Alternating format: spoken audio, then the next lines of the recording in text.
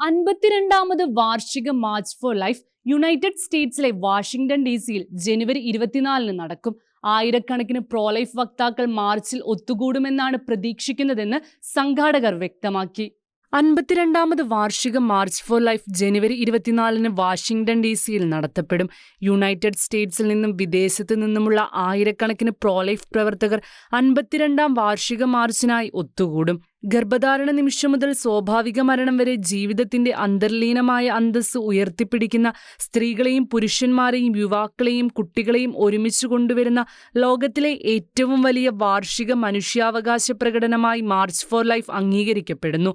ഓരോ മനുഷ്യജീവനും മനോഹരവും അതുല്യവുമായ സ്വത്വവും മൂല്യങ്ങളുമുള്ളതുമാണെന്ന അടിസ്ഥാന സത്യം തിരിച്ചറിഞ്ഞ് ജീവന്റെ സംരക്ഷണത്തിന് ഓരോ പ്രോലൈഫ് വക്താക്കളെയും പ്രചോദിപ്പിക്കുന്നതാണ് ലൈഫ് വൈ വി മാർച്ച് എന്ന ഈ വർഷത്തെ പ്രോലൈഫ് പ്രമേയം.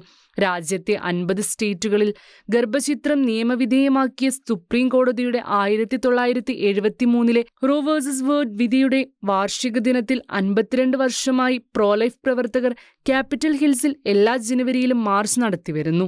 ആദ്യ മാർച്ച് ഫോർ ലൈഫിൽ 20,000 പേർ പങ്കെടുത്തതായാണ് റിപ്പോർട്ട്. ദശാബ്ദങ്ങളായി മാർച്ചിലെ ജനപങ്കാളിത്തം ഗണ്യമായി വർദ്ധിച്ചു.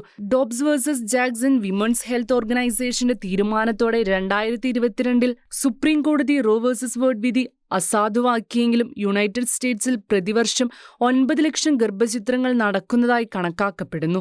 ഓരോ ജീവനും ആഘോഷിക്കുകയും വിലമതിക്കുകയും സംരക്ഷിക്കുകയും ചെയ്യുന്ന ഒരു ലോകത്തെയാണ് മാർച്ച് ഫോർ ലൈഫ് വിഭാവനം ചെയ്യുന്നത്. 52ാം വാർഷിക മാർച്ചിൽ ആയിരങ്ങൾ പങ്കെടുക്കുമെന്നാണ് പ്രതീക്ഷ. International desk, Shekinah news.